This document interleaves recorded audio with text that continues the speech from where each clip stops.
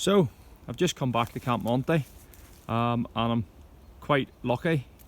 Sort of predicted this anyway, but there was two trees I was a bit worried about that had rotted away at the bottom, and there's been a lot of wind off late, as you probably know. It's been really windy.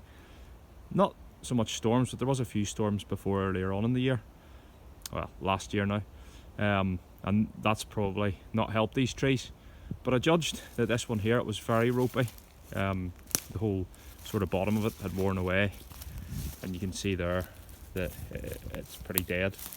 I predicted it was going to fall directly the way it has, pretty much, and thankfully it has, because I thought it might maybe get the end of the bench hit there, but it's not. It's fully intact, so brilliant. The other ones fell straight into the sort of shock or ditch, or whatever you want to call it, and that's quite a good tree as well. It's a bit rotten, but there's plenty of wood there I can use, and it's all dead wood as well.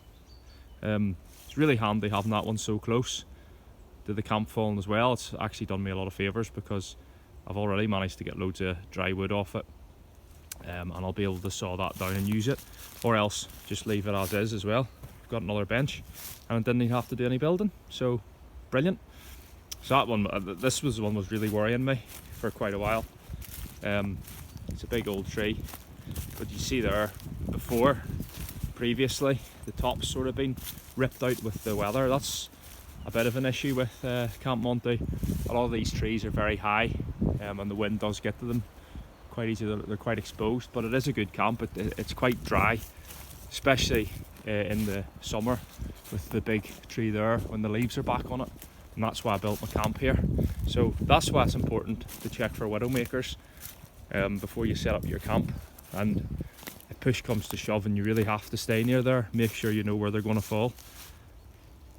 So yeah, and another thing as well, that's why I knew not to build my actual sleeping quarters where the widowmakers were, because if that had crashed through, it would have, you might, I don't know, it might have held, but probably not with the big one. I would have crashed straight through and you would have been a goner. So always check for widowmakers, but at least there's some extra timber for Camp Monty, so win-win.